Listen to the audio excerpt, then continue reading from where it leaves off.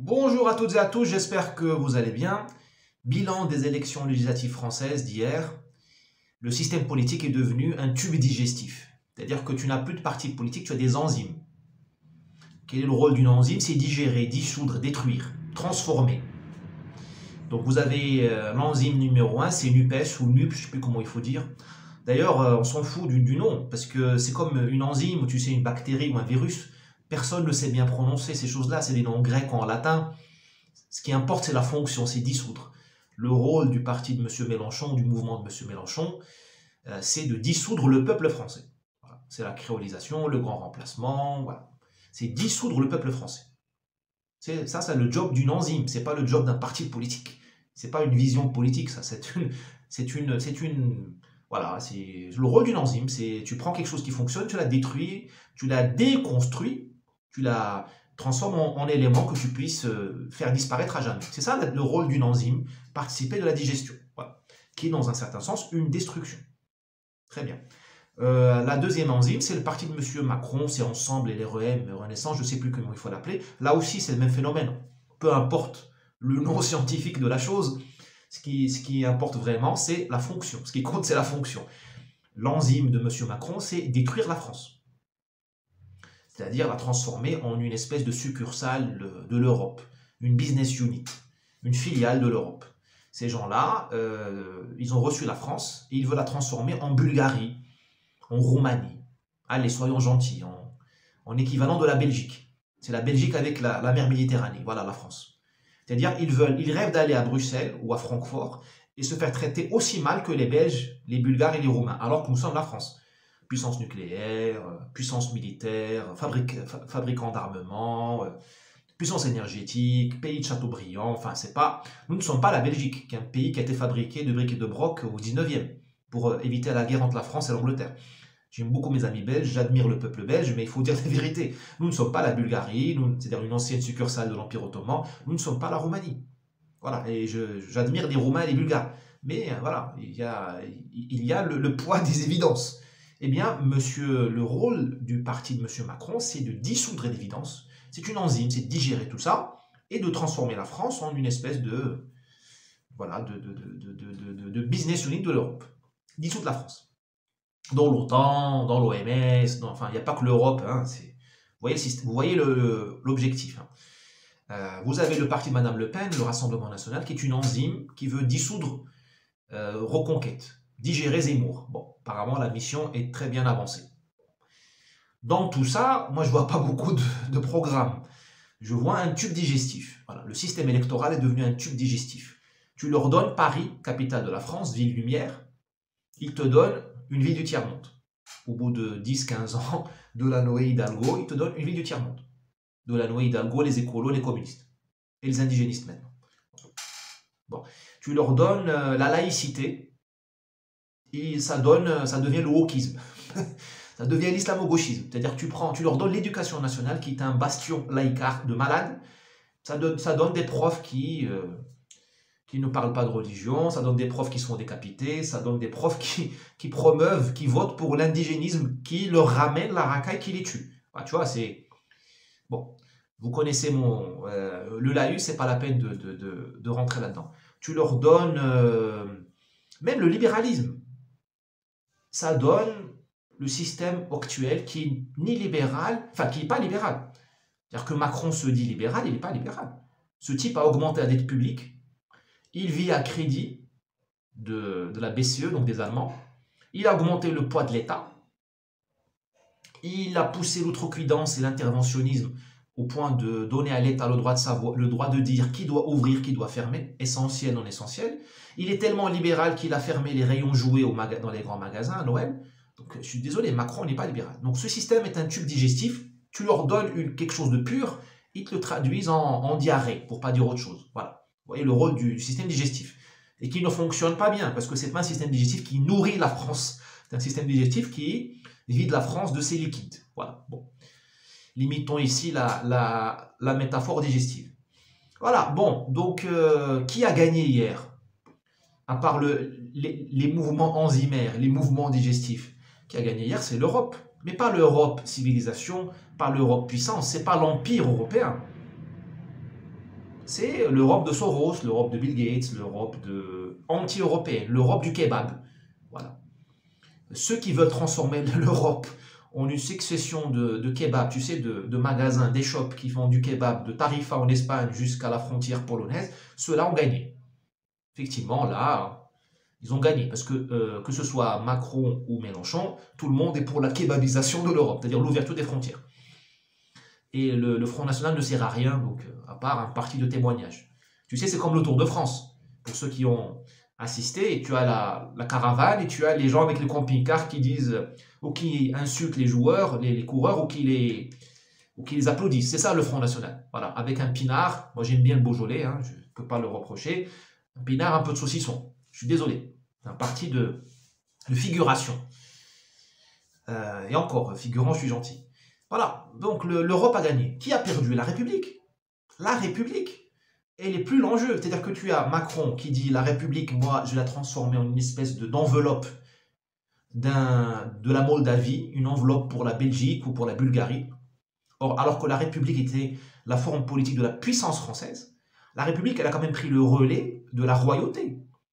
Quand même, c'est pas rien, la République. Bon, elle a pris le relais en décapitant son prédécesseur, mais elle a quand même pris le relais. Et comment?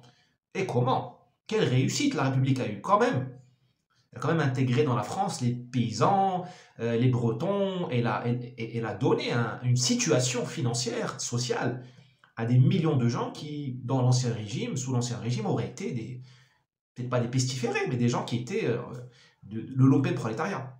Ben, cette République aujourd'hui, elle est banalisée, elle est avilie. Voilà, c'est demain, on peut faire une monarchie ou une succursale, une business unit. Tu sais, c'est comme quand tu deviens un pays colonisé, la forme politique, elle est pas très importante.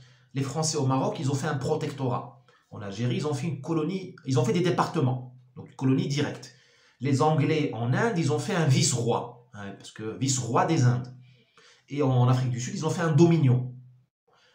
Peu importe la forme politique, ce qui compte, c'est l'assujettissement, la perte de la souveraineté. Donc voilà, la République, dans les mains de Macron, de Clément Beaune, de je ne sais qui, c'est une forme politique d'une soumission française. Alors, République, bananière ou pas, centre de profit, business unit, holding, trust, société anonyme, camp de concentration.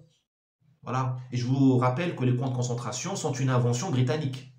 En Afrique du Sud, la guerre des beurs, vers 1000... c'est ça, pas les beurs, les afrikaners, je ne sais plus comment on appelle ça. 1905, hein, dans ces eaux-là que nos amis britanniques ont inauguré les camps de concentration. Donc voilà, République dans les mains de M. Mélenchon de la NUPS ou de la NUPES, c'est une république islamique à la limite. Là aussi, on s'en fout de la forme républicaine. Parce que la République devient une espèce comment dirais-je, tu sais, les gymnases, tu sais, quand tu es naufragé sur une autoroute française lors d'une tempête de neige ou un orage très dur, et les pompiers te disent, monsieur, vous n'allez pas quitter l'autoroute, vous allez fermer votre voiture. Tu sais, la voiture, elle est sur la route. Et vous allez nous suivre dans le gymnase du coin, là, à Châtellerault ou à Toul, vers Nancy. J'ai vécu ça. On te donne un Kit Kat et on te donne une couverture. On te dit, demain, la DDR, la DDE, je ne sais pas quoi, la DRIR viendra nettoyer le verglas. C'est ça la République maintenant. C'est-à-dire qu'on te conduit vers la mort, vers la République islamique, ou vers la guerre civile, ou vers le séparatisme. Voilà, les banlieues d'un côté, la France de l'autre, je sais pas quoi. Voilà, on s'en fout. La République est la grande perdante de cette élection.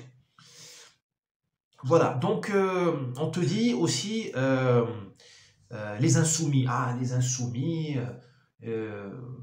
un tel est insoumise, elle a gagné au premier tour. Non, ils ne sont pas insoumis, ils sont soumis à Macron. La NUPS est soumise à Macron parce qu'elle ne remet pas en cause tous les dogmes fondamentaux de Macron, qui sont l'Europe bruxelloise, le capitalisme. Je n'ai pas entendu un grand soir là dans l'équipe de Mélenchon, il n'y a personne qui veut remettre en cause le capitalisme. Ah, ils veulent le rendre vert, green, ils veulent mettre des éoliennes, mais ça reste du capitalisme. Ah, ils veulent, je sais pas moi, les moteurs électriques, mais non, c'est pas ça la remise en cause du capitalisme, c'est autre chose. Ce que veut faire le groupe NUPS, c'est mettre de la vaseline. C'est la mettre de la vaseline, mais ça reste un viol. Le capitalisme est devenu un viol. Le viol non seulement des classes populaires, mais aussi des classes moyennes et de la population en général, même des riches. Parce que quand on t'injecte malgré toi, c'est un viol. Le viol de ton corps. Voilà, quand on t'injecte malgré toi pour faire plaisir à des lobbies pharmaceutiques, je suis désolé. Ce n'est plus... C'est un viol. Donc voilà. Donc ce que veut faire M. Mélenchon, enfin le groupe la NUP, c'est mettre de la vaseline. Mais ils ne sont pas du tout en opposition, en remise en cause des dogmes de M. Macron. Ils sont soumis, enfin pas à Macron, Macron aussi est un exécutant, ils sont soumis aux dogmes capitalistes mondialistes. Parce que ce sont des mondialistes comme les autres. Faut pas, ils sont pour les frontières ouvertes, ils sont pour l'OMS, ils sont pour tout. Pour le mouvement de LGBT, tout ça. Enfin, ils sont... c'est une version différente du macronisme. Et Macron, il est soumis à Mélenchon sur le niveau sociétal, du woke. C'est-à-dire que de M. Macron à M. Abad, tout le monde là-dedans est susceptible de se soumettre au LGBT ou woke, si ce n'est déjà le cas. Je prête des intentions peut-être à ces gens, j'espère qu'ils me contrediront par leurs faits, dans leurs actes. Mais tout ensemble, LREM est soumis, terrorisé par le wokisme. C'est-à-dire que dès que, si Madame Obono la voit, tout le monde ferme son clapet dans le groupe ensemble. Parce qu'ils ont peur d'être nommés racistes. Et puis, ils y croient. Tout ce qui vient des États-Unis, parce que pour eux, le soleil se lève à l'ouest. Hein. Pas pour nous à Jérusalem ou à la Mecque. Nous, les musulmans, on regarde vers la Mecque. Il y en a qui regardent vers Jérusalem, il y en a qui regardent je ne sais pas où, vers Téhéran. Ces gens-là regardent du côté de Harlem et de la Californie. Harlem, laboratoire de la haine raciale, la Californie, laboratoire du porno, voilà, et du New Age. Voilà, chacun a la référence. Ce sont les références de nos chers chefs, donc il faut le savoir. Donc voilà, ce sont deux soumis. On a deux soumissions qui se feignent, qui se détestent parce que voilà, ils cherchent l'hégémonie, mais bon, ce sont des gens qui sont en couple, tu vois, ils se disputent la journée et ils se retrouvent au motel la nuit. Voilà, je ferme la parenthèse, je ferme la métaphore. Tout cela est bien risible parce que ce système électoral n'est plus du tout un système utile à la France. Parce que quel est l'enjeu? C'est pas le fan club de M. Mélenchon ou de Mme Autain, ou de M. Macron. Parce que les gens aujourd'hui votent comme dans des... D'abord, les gens ne votent pas, tu as une grande abstention, et puis ceux qui votent, c'est le fan club. Ah, je vote Mélenchon parce que, je sais pas quoi, je vote Macron. Non. L'enjeu, c'est sauver ton pays. Et si tu n'es pas d'accord sur le diagnostic que la France va mal, c'est servir les intérêts de ton pays. C'est ça l'enjeu. Le seul enjeu. Alors, j'ai entendu hier une porte-parole de NUPS qui dit l'enjeu, c'est sauver le climat. Si tu votes NUPS, tu sauves le climat. Pas forcément au niveau du monde, mais au moins au-dessus de la France. J'ai entendu ça sur France Info. France TV Info. J'écoutais la radio. France TV Info. Je ne sais pas comment vous appelez ça, parce que moi je vis à l'étranger. J'écoute ça en streaming, sur le web. Elle a dit, voter NUPS, c'est voter pour sauver le climat. Pas forcément au niveau mondial, mais au-dessus de la France. Là, on est au-delà de la... Bon. On est au-delà du bon sens. Là, on est dans le fan club. C'est-à-dire, peu importe, tu sais, c'est le syndrome Rihanna, ou Adriana Grande, ou je ne sais, tu vois, tu vois la personne, tu commences à crier. Voilà. Tu vois, et c'est, tu sais, c'est ça aujourd'hui. Donc, ce système-là, il est plus utile, il est même toxique. Il promeut les mouvements de mode, il promeut l'hystérie macronienne, l'hystérie mélenchoniste. Voilà, et il élimine les bons, il élimine les gens honnêtes, il élimine les gens qui disent la vérité. Tu me diras, c'est la vie. Moïse, il n'a pas été accueilli par des fleurs en Égypte et en Israël, au Sinaï. Sidna Mohammed, il a reçu du fumier par les Arabes de Quraysh, de la Mecque. Du fumier. C'est pas rien, prophète quand même. C'est pour ça qu'il est parti à Médine. Jésus, vous savez qu'il a été crucifié. Bon. Zemmour a été maltraité hier. Bon. Il n'y a rien de nouveau. Sauf que ce qui est nouveau, c'est la révélation que nous vivons dans une mascarade qui est en train de se terminer. C'est ça le message d'espoir. C'est fini. Nous sommes banalisés. Notre système démocratique est banalisé. C'est-à-dire qu'il a prouvé qu'il ne sert à rien. Avant, il servait.